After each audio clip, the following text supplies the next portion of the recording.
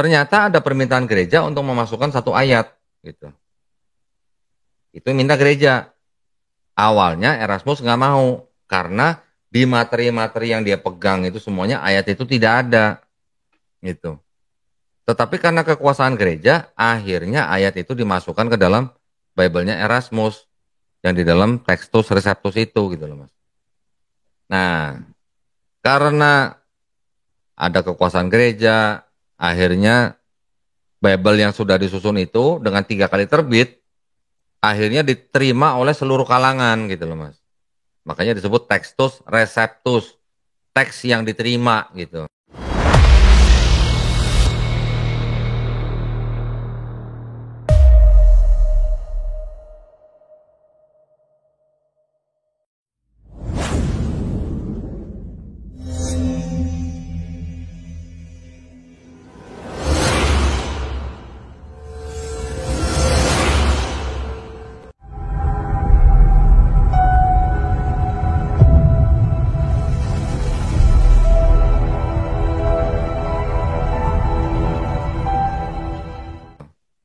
Dari situ barulah diterjemahkan ke bahasa lain, ke bahasa lain, ke bahasa lain, bahasa lain, sampai seperti yang saya pegang seperti ini gitu loh. Nah, tetapi memang juga ada, kalau di dalam kekristenan itu kan ada yang disebut menganut aliran apa ya, aliran teologis, ada juga yang disebut menganut aliran kritik gitulah. Nah, yang menganut aliran kritik membuat Bible seperti ini. Di dalamnya ada catatan-catatan. Ayat ini sisipan, gitu. Ayat ini tambahan, gitu, misalnya gitu. Nah, jadi ya dengan berkembangnya zaman, hal-hal seperti itu tuh sekarang bisa terlihat gitu loh Mas. Oh, ternyata yang di abad ke-16 ini, ayat ini tidak ada di dalam kodeks yang dianggap paling tua yang ditulis di abad ke-4 misalnya. Nah, jadi ada ayat yang ada Bible yang memuat ayat itu, ada Bible yang tidak memuat ayat itu gitu, Mas. Paham ya maksud saya? Paham. Yang memuat itu dia mengikuti Textus Receptus. Yang tidak memuat ayat itu dia mengikuti langsung ke kodeks-kodeks yang dari abad ke-4 gitu. Jadi ya tergantung dari mana dia menerjemahkannya gitu, Mas. Jadi beda-beda ya. Nah, ini kayak gini nih. Ini Bible juga nih Mas ya. Ini satu lemari ini Bible semua atau gimana itu? Ini Bible di sini, Bible ya. ini, Ya. ini ada beberapa ayat yang tidak ada di sini, gitu loh Mas. Karena Bible ini menggunakan dokumen yang di abad ke-4, gitu. Nah, yang di abad ke-4 itu tidak ada ayat yang memuat yang di dalam Bible yang ini, gitu loh. Kalau di Indonesia sendiri kebanyakan pakai Bible yang mana itu? Yang ini, yang Textus Receptus ini, yang ada ayat yang disisipkan itu, gitu. Ini ada Bible lagi nih, ini Bible, ya kan? Ini namanya Bible NIV, New International Version. Ini juga tidak memuat ayat yang dianggap bermasalah di Bible yang ini, gitu loh. Ini dua Bible ini tidak memuat ayat yang bermasalah itu, gitu. Jadi karena dua-duanya ini menggunakan menerjemahkan dari dokumen yang dari abad ke-4, gitu. Nah kalau yang ini dari yang abad ke-16, gitu. Gitu Mas. Nah, yang abad ke-4 tadi itu nggak ada ayat yang bilang kamu kalau pegang ular beracun atau kamu minum racun nggak mati. Itu nggak ada ayatnya Mas. Atau memang nggak mau disisipin itu? Ya jadi ada aliran kritik yang lebih jujur gitu ya. Artinya oh ini ayat tidak original gitu. Nah, dia tidak masukkan gitu. Ada. Bahkan ada Bible yang ngasih diskon banyak Mas.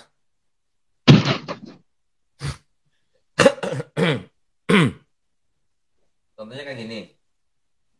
Ini juga Bible nih. Ini namanya The Reader's Digest Bible. Ya. Ini di Bible ini, ngasih diskon banyak Mas. Banyak ayat-ayat yang nggak masuk. Nih lihat, lihat kan bedanya nih tebelnya nih. Iya, sangat beda Ya itu. kan? Iya, jauh banget. Ya karena ini ngasih banyak diskon gitu. Kalau yang ini pelit nggak ngasih diskon gitu mas. Nah, itu biasanya dipakai di kebanyakan negara mana itu? Yang Kalau penganut yang itu. ini, kalau yang ini sama ini banyak dipakai di Amerika dan Eropa. Ini terjemahan bahasa Inggris yang populer. Kalau yang ini juga sama-sama Bible bahasa Inggris mas. Tetapi ini ada ayat yang diduga tidak original atau tidak asli mas. Ini juga ada nih. Ini kalau yang ini yang paling banyak dipakai di seluruh dunia, ya, secara global gitu ya mas ya. Ya, Ini yang disebut dengan versi King James Version, tetapi dipakai oleh organisasi yang namanya Gideon nih mas. Nah, organisasi Gideon ini mencetak begitu banyak Bible, sampai di setiap laci di dalam hotel itu diselipin Bible ini gitu.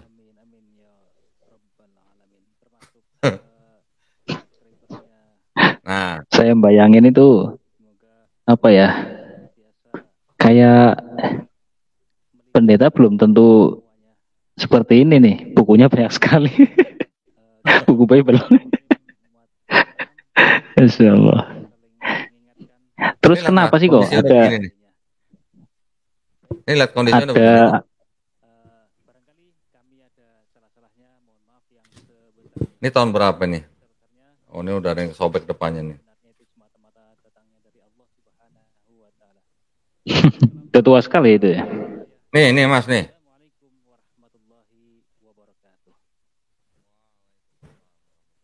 Tuh, kertasnya aja udah kuning begitu tuh.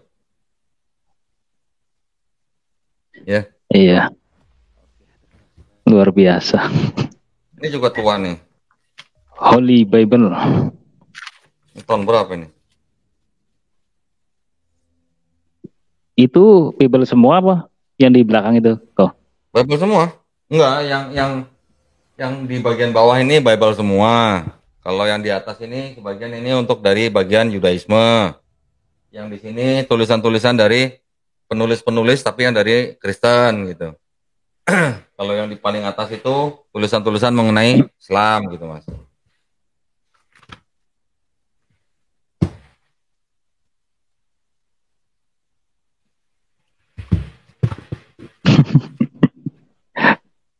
Luar Ini ada biasa ini. Bible tahun 77 nih. Kelihatan nggak? Tuh, Ya, ya kan? ya. Kelihatan, kelihatan. 77 tuh kelihatan nggak? Coba maju, maju dikit, deketin dikit. Oh, bentar, bentar. Kelihatan nggak tuh? Nih, 77 nih. Iya, ya. Kelihatan, Tuh, kelihatan. ya. Masya Allah.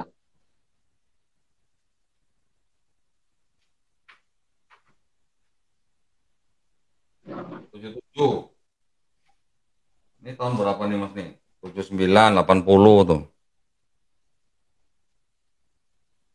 Oh, Sudah kayak macam kitab kuning ini. emang kertasnya udah Sudah kuning, tua. Mas. Saya kayak sudah kayak kitab kuning itu udah tua sekali. Iya, emang emang juga kertasnya Itu udah kuning. dapatnya sudah memang seperti itu atau Ini gimana itu? dapatnya memang dalam kondisi udah seperti itu gitu, Mas. Ini saya lagi nyari yang Oh, ini. Bentar, bentar. Yang dari tahun 18 di mana ya? Oh, ini. Ini ada Bible Mas cetakan baru tapi ya, cetakan baru sih ini. Tetapi ini adalah Bible yang dicetak baru tuh dari yang pertama kali bukan pertama kali tapi yang udah cetakan keberapa gitu ya. Ini dari punya siapa nih? Sebentar. Ledecker apa siapa gitu loh. Orang Belanda yang menerjemahkan ke bahasa Melayu. Bisa baca nggak Mas? tafadhol, tafadhol. Itu Injil Kudus katanya. Tersurat oleh Mata tuh Matius. Oh, Patsal yang pertama tuh. Kelihatan nggak? Eh, kalau saya nggak kelihatan kecil, nih. tapi jelas kok, jelas. Pas kan tuh. Itu masih tulisnya Jelas. apa? Yang ayat pertama nih. Patsal yang pertama, surat asal Isa El Mesih. Nih, Isa El Mesih. Ya, Artinya Isa Al Masih. Al-Masih ya. Nih. Kebaca Mas? Sebentar. Kalau saya bacanya udah terlalu kecil kalau saya ya. Terlalu kecil ya. Iya. Nah, ini Tapi saya rasa itu terjemahan bisa dibaca. dari Belanda dari Belanda yang diterjemahkan ke bahasa Indonesia. Melayu, sorry. Melayu ya. Oh. Ini malah yang nyetak dari India nih Mas. Pranava Books India. Oh alah. Iya. Hmm. Kelihatan. Ini kemarin mau saya bawa, sayang nih.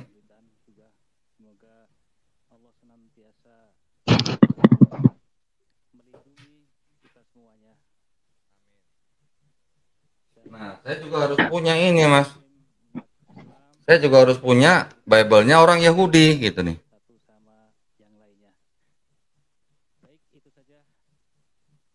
Karena ini yang diterjemahkan menjadi Bible-nya orang Kristen gitu loh Mas. Yang di Indonesia gitu maksudnya. Enggak, itu bahasa Inggris. Bahasa Inggris. Nah, makanya kalau kita nggak punya kemampuan bahasa Inggris, itu akan apa namanya, terbatas gitu mendapatkan materi-materi yang seperti ini gitu Mas. Iya. Berarti Kristen sendiri alirannya banyak ya? Wah, mungkin sekarang tuh yang namanya sekte itu bisa 45.000 sekte di seluruh dunia tuh Mas.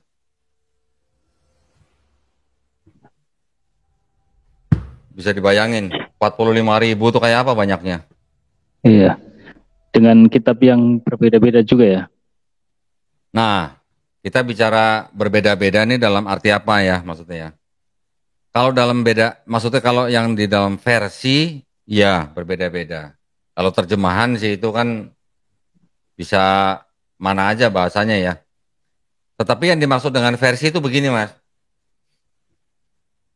Yang tadi saya bilang, di Bible ini ada ayat itu gitu ya.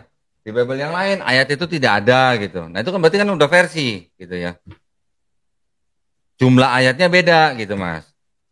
Iya. Belum lagi kalau yang Kristen Katolik itu Bible-nya itu berjumlah 73 buku atau 73 kitab ya. Kalau yang Protestan mereka mengambil dari Bible-nya Katolik tetapi membuang 7 buku ya, dibuang 7 kitabnya. Jadi yang Protestan hanya mempunyai 66 kitab atau 66 buku.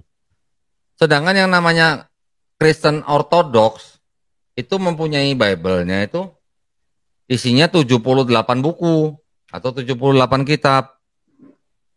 Belum lagi kalau yang Ortodoks Ethiopia itu dia punya 81 buku gitu.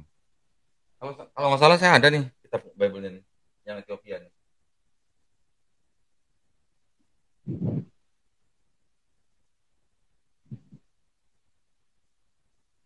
Mana ya? Kemarin saya bawa padahal. Oh ini. Ini ada yang Ethiopia nih Mas nih. Ini Bible-nya Gereja Ethiopia. Di sini Bible-nya itu berjumlah 81 kitab. Katolik 73 kitab, Protestan 66 kitab, Ortodoks 78 kitab. Ini yang paling banyak. Ini Maksudnya tambahannya yang tidak ada di berbentuk buku gitu ya kitabnya. Maksudnya bukan ya. halaman ya, kitab ya. Iya kan kalau surah lah surah. Oh surah. Ya, jadi kalau di Al-Qur'an kita mengenal surah lah ya. Ini 81 surah. Kalau yang Katolik 73 surah gitu. Protestan 66 surah. Ortodoks 78 surah gitu loh. Nah, kalau Saya Al-Quran tadi ada nggak bayangin yang Mas yang buku. beda-beda surah sama beda ayat? Kenapa? Kalau Quran di sini sama Quran di Maroko misalnya, ada nggak yang beda jumlah surahnya sampai jumlah Nggak ayatnya? ada. Sama semua. Tapi kalau jumlah ayatnya ada yang sama atau beda? Ada yang beda, Mas? Sama. Enggak. Kalau Quran, Al-Quran kan? jumlah Al-Quran kan? surahnya, hah? Al-Quran atau Bible? Al-Quran, Al-Quran, Al-Quran di seluruh dunia, mau yang mushaf Hafs atau mau yang mushaf Waras atau yang mushaf yang lain-lain, semua jumlah surahnya sama, ya kan? Iya sama. 114 surah. Tetapi jumlah ayatnya itu sebenarnya sama, tetapi penomoran ayatnya yang berbeda, Mas. Ada yang berbeda. Jadi ada yang memberikan nomor kepada basmalah misalnya, ya. Ada yang tidak memberikan nomor. Oh Misalnya iya kan di, iya. di setiap surah kan dimulai dengan Bismillahirrahmanirrahim. Bismillah. Iya betul. Ada yang memberikan nomor itu sebagai ayat pertama, tetapi juga ada yang mushaf lain tidak memberikan nomor pada Bismillahirrahmanirrahim. Gitu. Itu ada yang begitu, Mas. Betul. Nah, itu pun juga terjadi di dalam Bible. Di dalam Bible, kalau Bible-nya orang Yahudi, penomoran ayatnya juga ada yang berbeda dengan penomoran Bible-nya orang Kristen gitu. Nah, jadi kalau beda jumlah surah, itu artinya kan sudah berbeda versi, ya kan? Iya. Tetapi kalau penerjemahan kan mau dari versi yang mana aja mereka bisa terjemahkan gitu loh, Mas. Ya, paham ya Betul bedanya betul. ya? Betul. Baru ngeh Nah, saya tadi. baru nge- Mas tahu nggak ini Bible buat apa? Wah itu saya baru tahu juga itu. Ini Bible buat kalangan LGBT, Mas. Ada juga ya. LGBT punya kitab juga. Baru tahu ya? Baru tahu, baru tahu. Kasihan deh. Iya. Tahu nggak Mas ini Bible buat siapa? Jelas tuh namanya Oh tuh. negro, negro, negro. Siap, siap. Nah, jadi Bible Negro, ini negro. khusus diperuntukkan bagi budak-budak kulit hitam di daerah Amerika Latin. Tapi isinya sama atau beda? Nah, isinya Suratnya, ini suratnya. banyak yang dibuang dari yang Oh, ini. alah. Jadi maksudnya gini, kan setiap surah itu kan ada pasal-pasalnya gitu Mas ya, kalau di Bible Iya, ya. Misalnya surah atau kitab eh, Kejadian misalnya. Di Kejadian itu kan ada jumlah pasalnya nih. Misalnya ada 50 pasal. Tetapi karena ini khusus buat budak, beberapa pasal itu dibuang gitu, Mas. bisa begitu Nih, ya. contoh ya. Saya kasih contoh. Itu ya. Itu yang saya kasih tanda kuning itu.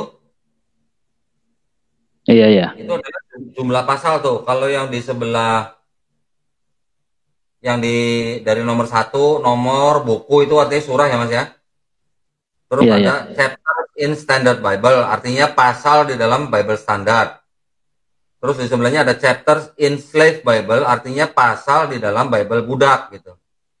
Nah, itu dari yang nomor 1 Genesis, dari 50 pasal menjadi 14 pasal. Diskon. Ini diskonnya lagi gede-gedean nih Mas, diskonnya Mas. Nah, nomor 2 misalnya 40 pasal, tinggal 2 pasal. Ah, ini berarti diskonnya udah cuci gudang Diskon ini Mas. lagi. Nah, yang nomor 3 lebih heboh lagi, 27 itu hilang semua tuh Mas. Alamak. Di bawahnya lagi yang numbers atau bilangan. 36 hilang semua. Nah, Hilang semua. jadi Bible ini memang waktu itu di abad ke-19 kalau nggak salah. Ini diperuntukkan bagi budak-budak kulit hitam di Amerika Latin yang mana mereka tidak dikasih lihat atau tidak dikasih baca keseluruhan daripada Bible. Gitu. Gimana dong? Bisa terjadi seperti itu ya. Ada kitabnya masing-masing gitu loh. Saya baru tahu ini ada kitab Bible, Negro Bible, ada LGBT. Luar biasa memang. Terus saya mau tanya ini, Hmm. kenapa sih harus ada perjanjian lama sama perjanjian baru? Saya bayangin malahan sekarang kayak macam saya lagi tanya sama Pak Pendeta. Betul. Gini Mas. Jadi yang namanya perjanjian lamanya Bible-nya Kristen itu ceritanya cukup panjang ya. Kalau Bible-nya Kristen itu kan dibuat kira-kira atau ditulis kira-kira dari mulai pertengahan atau mulai kuartal atau 2/3 abad pertama ya terakhir ya. Itu diduga di masa mulai ditulisnya sampai abad kedua. Kemudian dikanonkan di abad ke-4 mulai ya. Tetapi itu udah mulai menggunakan Bible yang disebut dengan Perjanjian Lama. Nah, ini kita harus mundur dulu nih Mas sampai jadi kita harus paham dulu nih Bible-nya orang Yahudi itu apa gitu Mas ya. Iya. Bible-nya orang Yahudi itu namanya Tanakh Mas. Tanah. Tanakh ya. Ini saya kasih lihat. Oh, tanah. Nih. Atau CH ya, Tanakh. Tanach ya, Tanakh. Ada juga yang menulis Tanakh dengan C-nya dengan K ada. Tanakh itu adalah singkatan dari Torah, Nevi'im, Ketuvim. Ya. Oh, singkatan ya. Ya. Torah yang disebut dengan Torah itu adalah 5 kitab Musa, yang disebut dengan 5 kitab Musa. Kalau yang Nevi'im itu adalah kitab nabi-nabi. Ya, misalnya ada Nabi Yehezkiel, Yeremia, Yesaya, dan 12 nabi-nabi kecil gitu. Kemudian yang disebut dengan Ketuvim itu adalah tulisan-tulisan dari misalnya yang dianggap ditulis oleh Daud, Salomo, ya. Nanti ada lagi yang lain misalnya yang penulisnya dianggap Salomo tetapi nama kitabnya beda misalnya. Nah, kumpulan-kumpulan itu disebut dengan Tanakh, singkatan dari Torah, Nevi'im, Ketuvim. Total daripada Bible-nya orang Yahudi itu ada 24 buku ya. Nah, 24 buku itu artinya di dalam satu kitab atau satu surah itu nanti pas dipakai oleh Kristen itu nanti ada yang dipecah-pecah. Ada misalnya Samuel. Kalau di kitabnya Tanakh, Samuel itu hanya satu kitab. Tetapi di Perjanjian Lama menjadi 1 dan 2 Samuel misalnya gitu. Nanti ada lagi Hakim-Hakim, ada lagi nanti Tawarikh juga gitu di Bible-nya orang Yahudi itu cuma satu kitab. Pas jadi Perjanjian Lama menjadi 1 dan 2 Tawarikh. Ada juga nanti raja-raja juga begitu di Bible-nya Kristen menjadi 1 dan 2 raja-raja gitu ya. Jadi totalnya di dalam kitabnya orang Yahudi itu sebenarnya ada 24 surah gitu ya. Iya. Begitu ke Kristen itu menjadi 39 Mas, karena dibagi-bagi tadi tuh ya, ada yang 1, 2 gitulah. Nah, kapan Bible-nya orang Yahudi itu mulai ditulis Mas? Gitu ya. Itu ternyata baru ditulis itu kira-kira baru di abad ke-6 sampai ke-5 sebelum Masehi. Abad ya Mas ya. Abad. Jadi, antara 5, 6 ya. Abad 6 sampai abad ke-5 lah ya. Kan kita tahu ya, mungkin kalau kalau kita mau cerita agak dalam lagi, kita juga harus belajar sejarahnya bangsa Israel Mas ya. yang namanya Israel itu kan sebenarnya adalah nama lain daripada Nabi Yakub alaihissalam, ya kan? Nabi Yakub alaihissalam itu kan kalau di Bible itu diceritakan dia punya istri 4, yang 2 wanita merdeka, yang 2 budak daripada 2 wanita merdeka itu gitu ya. Jadi istrinya Nabi Yakub itu namanya Lea, Rahel, kemudian 2 budaknya itu adalah Bilha dan Silva. Dari 4 istrinya ini punya anak yang laki-laki nih 12. Ada 1 yang perempuan tidak dianggap karena tidak mewakili suku gitu ya. Nah 12 anak daripada 4 istri ini itulah yang disebut dengan Bani Israel gitu ya Mas ya. Oh. Nah Bani Israel ini kan kita mungkin udah pernah dengar cerita bahwa gara-gara yang 11 atau yang 10 saudara itu menjual Yusuf alaihissalam ke Mesir, akhirnya Yusuf malah menjadi penguasa di Mesir kan. Kemudian saudara-saudaranya ditolong oleh Yusuf alaihissalam sendiri, semuanya hijrah ke Mesir, sampai beranak pinak ratusan tahun, akhirnya malah menjadi budak di Mesir ya kan. Akhirnya keluar nih dari Mesir nih, dipimpin oleh Nabi Musa alaihissalam dan Nabi Harun alaihissalam. Setelah keluar, sebelum sampai ke Palestina, Nabi Musa dan Nabi Harun kan wafat, diteruskan oleh Yosua bin Nun kan. Nah, Yosua bin Nun ini kan yang memimpin bangsa Israel masuk ke dalam Palestina.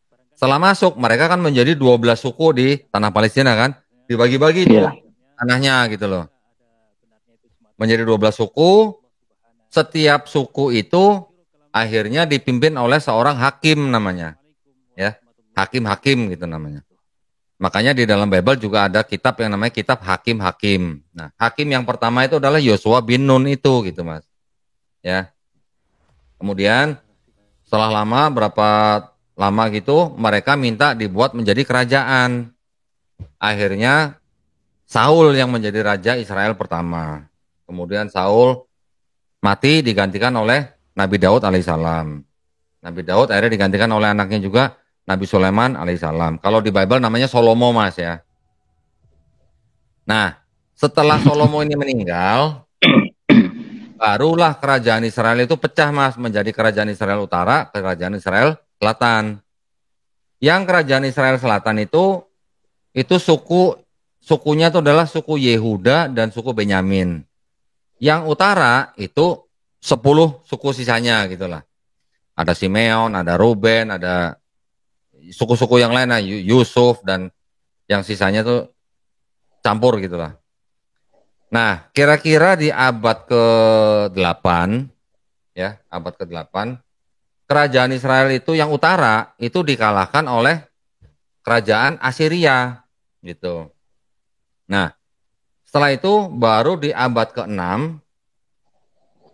Assyria yang menguasai kerajaan Israel itu dihancurkan oleh Babilonia ya, oleh Raja Nebukadnezar II. Setelah dihancurkan, termasuk bait suci yang sudah dibangun oleh Raja Sulaiman, Haikal Sulaiman kalau kita kenal ya Mas ya. Iya betul. Nah, itu yang Haikal, jadi yang bait suci pertama itu Haikal Sulaiman yang pertama itu dihancurkan oleh kerajaan Babilonia. Baru di kira-kira dalam abad yang sama, tapi di kalau tadi yang Babilonia ini kan awal abad ke-6 gitu ya. Di akhir abad ke-6 itu kerajaan Babilonia itu dikalahkan oleh kerajaan Persia gitu. Yang dipimpin oleh Raja Cyrus Agung gitu. Kemudian baru beberapa tahun kemudian akhirnya bangsa Israel dipulangkan ke Palestina gitu ya. Akhirnya dibangun lagi tuh Haikal Sulaiman yang kedua. Di bawah Raja Darius Agung. Nah, pada zaman mereka dikuasain oleh Babilonia, itu sebenarnya di situ tuh sudah mulai ada penulisan-penulisan, Mas. Ya. Itu udah mulai penulisan-penulisan sampai pada saat mereka kembali ke Palestina, itu akhirnya tulisan-tulisan yang sudah ada itu akhirnya dikumpulkan gitu, Mas. Nah, tetapi yang dikumpulkan itu sebenarnya itu berasal dari beberapa sumber. Kalau yang saya tahu itu ada 4 sumber. Namanya kelompok yang disebut dengan Yahwis, ada kelompok disebut dengan Elohis, ada kelompok yang disebut dengan Deuteronomis, dan juga ada kelompok yang disebut dengan kelompok Priestly atau rabi-rabi ya. Nah, tulisan-tulisan itu yang setelah dikumpulkan, akhirnya menjadi sebuah Bible yang disebut dengan Tanakh, gitu ya. Itu kira-kira dikumpulkannya itu kira-kira di sekitar abad ke-5, abad ke-6 sebelum Masehi, Mas. Ya. Nah, setelah itu penguasa kerajaan Israel pada waktu itu Persia dikalahkan oleh Alexander Agung dari Roma ya. Setelah mereka beralih di bawah kekuasaan Romawi ratusan tahun di abad ketiga kira-kira di tahun 270-an sebelum Masehi, Tanakh itu tadi Mas, itu yang 5 kitab Musa, yang Kejadian, Keluaran, Imamat, Bilangan, Ulangan, itu diterjemahkan oleh 72 rabi-rabi Yahudi ke dalam bahasa Yunani gitu. Karena yang menerjemahkan itu rabi-rabi Yahudi, makanya penerjemahannya dianggap cukup mewakili gitu Mas, ya. Tetapi setelah itu, kitab-kitab yang lain yang selain daripada 5 kitab Musa itu diterjemahkan terus oleh orang-orang Yahudi, tetapi orang-orang Yahudi yang sudah kalau boleh dibilang tuh terpapar oleh budaya Helenisme yang dibawa oleh penjajah gitu Mas. Orang-orang Yahudi ini orang-orang Yahudi yang berada di Alexandria, Mesir.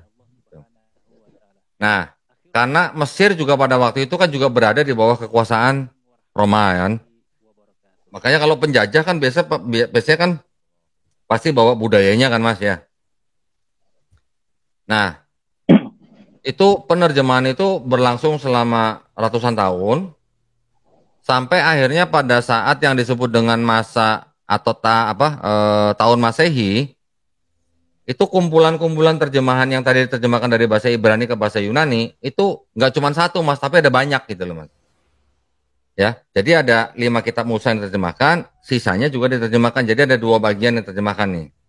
Ini dijadikan satu, kemudian akhirnya dikoreksi oleh beberapa bapak gereja gitulah ya disebutnya ya. Oleh beberapa bapak gereja, yang pertama oleh Origen, yang kedua oleh Lucian, sampai akhirnya dikoreksi terakhir itu oleh Hesisius gitu Mas. Jadi prosesnya itu agak panjang sampai di abad keempat baru terakhir dikoreksi oleh Hesisius. Nah, itu dari abad pertama, kedua, ketiga itu kan kekristenan awal kan sudah ada gitu Mas ya. Jadi setelah dikoreksi oleh orang Kristen ya, dan kemudian setelah Haikal Sulaiman yang kedua tadi diruntuhkan di tahun 70 Masehi oleh Jenderal Titus ya, baru itu udah mulai terpisah yang namanya rabi-rabi Yahudi sama aliran kekristenan awal gitu. Sebenarnya kekristenan awal ini juga dimulai oleh orang-orang Yahudi juga, tapi orang-orang Yahudi yang kalau dalam istilahnya tuh kan Yahudi ada Farisi, ada Saduki, ada Esenis gitu ya. Esenis ini yang menjadi cikal bakalnya kekristenan gitu Mas. Nah, setelah itu baru kitab Septuaginta itu tadi yang hasil terjemahan dari Tanakh, itulah yang ditransformasi menjadi Perjanjian Lama gitu Mas. Cikal bakalnya gitu ya. Nah, kemudian ditambah dengan 4 gospel yang disebut dengan Matius, Markus, Lukas, Yohanes. Ditambah lagi dengan surat-surat dari Paulus ya. Ditambah lagi dengan surat-surat dari yang disebut dengan 1 Petrus, 2 Petrus, 1 Yohanes, 2 Yohanes, 3 Yohanes, Yudas dan juga Wahyu, Yakobus, Ibrani, dijadikan satu semua itu menjadi Bible-nya orang Kristen gitu ya. Nah, sekarang bedanya apa nih? Bible-nya Yahudi yang dipakai sama orang Kristen ditambah dengan Perjanjian Baru. Ini bedanya apa antara Tanakhnya orang Yahudi sama Perjanjian Lamanya orang Kristen gitu Mas? Ini ternyata ada bedanya. Orang Yahudi tidak akan mau baca perjanjian lamanya orang Kristen. Kenapa? Karena banyak daripada kitab-kitab yang awalnya dari tanah ini, yang kata-katanya itu sudah dirubah di dalam perjanjian lama, gitu Mas.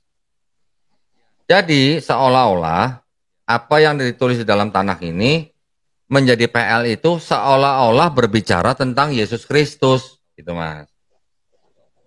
Jadi orang Kristen berpendapat bahwa Yesus Kristus itu sudah dinubuatkan di dalam perjanjian lama. Sedangkan yang punya kitab aslinya, yang orang Yahudi ini, nggak ada yang bilang bahwa di dalam tanah itu ngomongin Yesus gitu. Itu latar belakang kenapa Kristen menggunakan perjanjian lama, Mas, gitu. Ini saya ceritanya udah singkat banget ini. Kalau saya jabarin satu-satu lagi lebih panjang lagi, Masya Mas. Allah. Sampai pagi ya. Masya Allah. Iya, ya kurang lebih begitulah, Mas ya. Masya Allah. Ternyata saya sampai melongo dengarnya ini. Belum. Seperti mendengar. Jangan sampai ngiler ya. Serius banget saya. Dengerin Iya. sejarahnya ternyata luar biasa.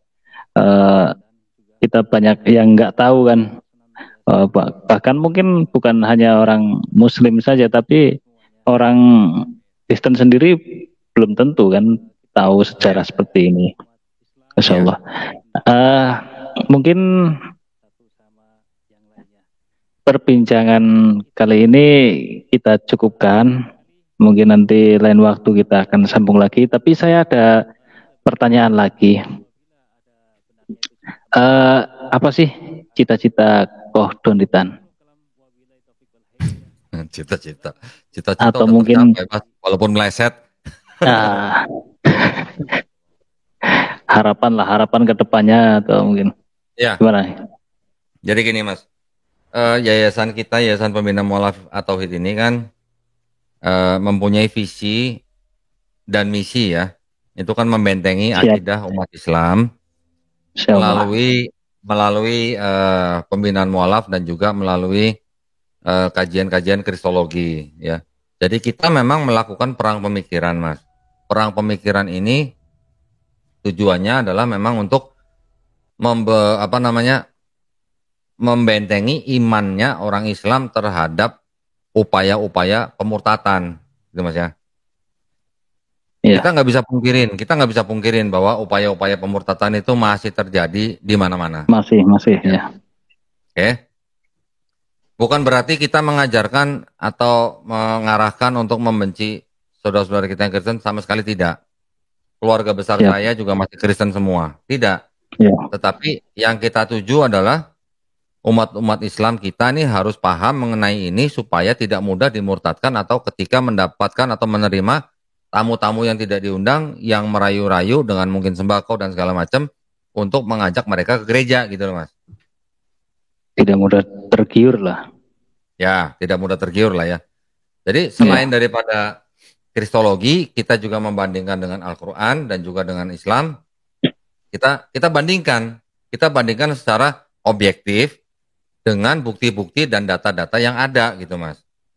Ya. Nah, tujuan kita setelah seperti tadi saya katakan juga untuk orang-orang yang mungkin sudah terlanjur murtad ya. Kita juga mengharapkan supaya mereka tahu gitu loh, paham tentang Islam, juga paham tentang Kristen, dan mereka sadar gitu loh. Bukan berarti kita nggak mau hidup berdampingan dengan Kristen, bukan Mas, bukan sama sekali, bukan itu maksud kami ya. Kita tetap harus menjaga persatuan, ya kita juga harus tetap menjaga toleransi dan juga setiap manusia di Indonesia itu dilindungi hak ya untuk memeluk dan menjalankan agama dan kepercayaannya masing-masing. Tetapi juga jangan lupa bahwa upaya pemurtatan itu masih ada gitu. Nah, jadi kita bentengin gitu, Mas. Kita bentengin umat Islam kita supaya paham gitu loh. Ya. Kita tetap harus hidup damai dengan semua pemeluk agama yang lain. Kita justru harus menunjukkan kepada mereka, ini loh akhlak Islam tuh begini gitu loh, ya. Kita berlomba-lomba dengan mereka, dengan mungkin ajaran kasihnya. Kita juga punya ajaran kasih, tapi kasih yang yang seimbang gitu loh Mas ya. Itu Iya. itu adalah tujuan kami, itu adalah visi dan misi kami, dan itu adalah harapan kami. Gitu Mas Nur. Masya Allah, Masya Allah. Terakhir eh, dari Koh Dontitan, mungkin saya minta apa namanya, istilahnya pesan lah, pesan kepada umat Muslim yang terlahir sudah memang Islam, tanda petik ya maksudnya. Padahal memang terlahir kan Islam tadi kan dibahas. Nah, Hati-hati salah ngomong. itu masalahnya. Jadi pesan apa Koh Dontitan kepada umat umat Muslim ya? Terus kepada mereka yang non Muslim tetapi ada niat pengen masuk Islam, mereka mungkin ada kendala-kendala, tantangan-tantangan, atau mungkin takut diusir, atau mungkin eh, dari keluarga atau dari lingkungan gitu. Tafadhol. Iya. Kalau saya nggak berani Mas pesan-pesan kepada umat Muslim sebenarnya, karena saya bukan ustadz ya. Siap. Saya hanya kalau mau pesan-pesan atau ceramah itu Pesan umum. Mas Nur mendingan panggil ustadz ya. Kalau saya sih cuma sederhana aja. Saya sebenarnya memberikan pesan ini sebenarnya untuk diri saya sendiri juga Mas ya. Siap. Artinya kita kalau sudah berislam itu ya jangan main-main lah, jangan main-main dengan agama kita ya. Betul. Kita tahu lah, yang namanya setiap perbuatan kita tuh pasti nanti ada pertanggungjawabannya, ya kan? Pada saat kita muda, mungkin kita nggak inget gitu ya. Kita nanti mati kemana, bertanggung jawab kepada siapa. Tapi nanti kalau sudah mulai menginjak umur, kalau sampai kepada umur yang cukup gitu ya, kalau yang nggak sampai ya mohon maaf gitu. Kalau yang sampai, kita sudah mulai mikir kita mau kemana, hidup kita buat apa gitu kan Mas ya. Nah, maksud saya jangan sia-siakan hidup kita dengan hidup tanpa Islam. Ya. Masya Allah. Ya, yang sudah Islam dari lahir yang nggak pernah dikristenkan oleh orang tuanya itu harusnya sungguh-sungguh bersyukur gitu. Bersyukurnya maksudnya dalam arti apa? Tidak pernah kafir, ya, tidak pernah syirik gitu.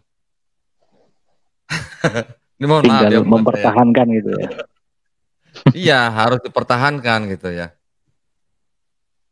Kita harus mengimani Quran, maksudnya mengimani Quran sebagai wahyu Allah itu dengan cara yang nggak cuma dengan imani saja, bukan. Tetapi pertama kita harus menggunakan akal kita gitu ya. Contoh yang seperti tadi saya katakan mengenai hal-hal mengenai sains ya, yang berhubungan dengan Quran. Itu buat saya sangat luar biasa gitu loh Mas. Karena tidak mungkin orang pada zaman dulu, 1400 tahun yang dulu, bisa menuliskan hal-hal seperti itu tanpa alat-alat yang dibutuhkan seperti pada zaman sekarang gitu. Jadi kita harus yakin 100% dengan ilmu probabilitas, harusnya Quran itu memang firman Allah yang langsung diturunkan Allah Subhanahu wa taala melalui malaikat Jibril kepada Nabi Muhammad SAW. Nabi Muhammad. Allahumma shalli. Nah, jadi kita harus belajar sedikit nih. Ayo, oke, iman oke, tetapi belajar dikit nih. Contoh yang kayak gini yang tadi saya tunjukkan ya Mas ya. Iya, Ini sangat bagus buat mempertebal iman kita gitu Mas. Dengan begitu kita bisa menjaga akidah kita gitu ya. Nah, buat teman-teman yang mungkin mau masuk Islam tetapi masih ragu-ragu, saya bisa berpesan begini. Jangan takut. Yang namanya setiap muslim itu bersaudara. Ya. Setiap muslim itu bersaudara. Ada hadisnya kan Mas Nur? Ada firmannya di surat Al-Hujurat, innamal mu'minuna ikhwatum fa aslihu baina akhwaikum wattaqullaha la'allakum turhamun. Insyaallah seperti itu. Masya Allah. Nah, jadi setiap muslim itu adalah saudara buat muslim yang lain, kan begitu. Betul. Jadi kalau ada yang mau masuk Islam, jangan takut, jangan ragu, jangan bimbang. Kami di Yayasan Pembina Mu'alaf siap membantu ya. Bahkan nggak cuma masalah tidur, nggak cuma masalah makan. Bahkan kalau ada masalah-masalah yang berurusan dengan hukum, kami pun siap membantu. Ya, ada kemarin ibu-ibu punya anak 3 masuk Islam, kemudian memang dia juga sudah mau bercerai dengan suaminya, ya kita bantu sebisa kita. Pengacaranya ya kita sediain, pengacaranya aja kita sediain gratis loh, Mas. Masya Allah. Sampai ya kita bantu pokoknya sampai selesai lah. Gitu. Nanti ada urusan yang lain, misalnya urusan hukum yang lain juga kita bantu. Kalau cuma makan tidur jangan dipikirkan, kita ada tempat. Ya, jadi jangan Berarti takut. bisa langsung yang mau masuk Islam ingin bersyahadat itu bisa menghubungi yayasan atau itu ya? Bisa, bisa. Nanti kita tinggal tergantung lokasinya di mana. Gini, Yayasan Pembinaan Mu'allafat Tauhid ini juga di Indonesia mempunyai 8 wilayah, Mas. Ya, 8 kantor wilayah. Wilayah 1 tuh dari mulai Aceh sampai Lampung ya, Sumatera Selatan ya. Kemudian wilayah 2 tuh dari Lampung sampai Jawa Barat kalau nggak salah. Wilayah 3 tuh dari Jawa Tengah sampai Jawa Timur, Bali kalau nggak salah. Dan seterusnya, Kalimantan, Sulawesi, kita semua ada perwakilan. Nah, tinggal cari tahu di apa namanya? Di website kita namanya ypmatauhid.org. Ya Mas ya. Nanti bisa dicari situ. Nah, jadi bahkan cabang kita yang di Manado, Mas, itu hampir tiap hari ada yang bersyahadat. Masya Allah. Hampir tiap hari. Nah, jadi jangan takut. Kalau memang sudah mantap mau masuk Islam, silakan hubungin kami atau hubungi mualaf-mualaf center yang lain.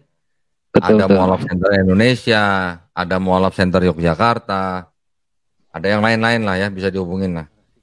Jadi sekali lagi yakinlah dengan akal ya, dengan akal bahwa Islam itu adalah agamanya untuk manusia gitu. Ya, agama yang sangat-sangat logis gitu. Urusan iman oke, tetapi akal juga dikedepankan gitu. Jadi kalau di dalam Islam itu Mas, orang on itu haram gitu Mas. Lanjut. Ya ketawanya biasa aja dong Mas, jangan gitu dong ketawanya. Iya. Itu Jadi aja pesan saya Mas. Haram ya. Cukup lah. Baik, terima kasih banyak Ko Donditan, Masya Allah, luar biasa. Jadi sudah panjang lebar, sudah mau berbagi dengan kami tentang perjalanan mualafnya. Kemudian sudah banyak juga tadi sudah menjelaskan tentang Bible, kemudian apa bedanya perjanjian lama dan perjanjian baru. Ternyata memang perjanjian lama pun berbeda.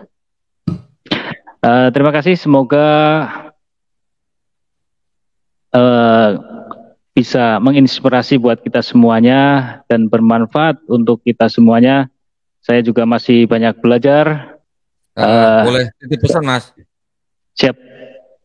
Iya, buat para pemirsa seperti biasa saya ingin menyampaikan pesan yang ingin membantu perjuangan dakwah daripada YPM atau Tauhid ya, ataupun yang ingin menyalurkan zakat sedekah infaknya bisa mengirimkan ke BSI ya atau Bank Syariah Indonesia dengan nomor rekening 111889988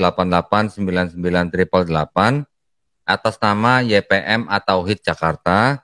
Dan bukti transfer bisa dikonfirmasikan ke nomor handphone 0812 3280 2080. Semoga partisipasi para pemirsa diterima di sisi Allah Subhanahu wa taala sebagai amal jariah. Amin ya rabbal alamin. Salam juga buat para subscribernya Mu'allaf TV ya yang dimiliki oleh Mas Nur. Mudah-mudahan pemirsa Mu'allaf TV semuanya dilindungi dan dirahmati Allah Subhanahu wa taala. Amin ya. Amin ya rabbal alamin. Termasuk subscribernya Koh Donditan juga. Semoga Allah senantiasa melindungi kita semuanya. Amin. Amin ya rabbal alamin. Dan kita umat muslim, umat Islam hendaknya kita saling mengingatkan satu sama yang lainnya. Baik, itu saja. Barangkali kami ada salah-salahnya, mohon maaf yang sebesar-besarnya, dan apabila ada benarnya itu semata-mata datangnya dari Allah Subhanahu wa taala. Akhirul kalam, wabillahi taufiq wal hidayah. Wassalamualaikum warahmatullahi wabarakatuh.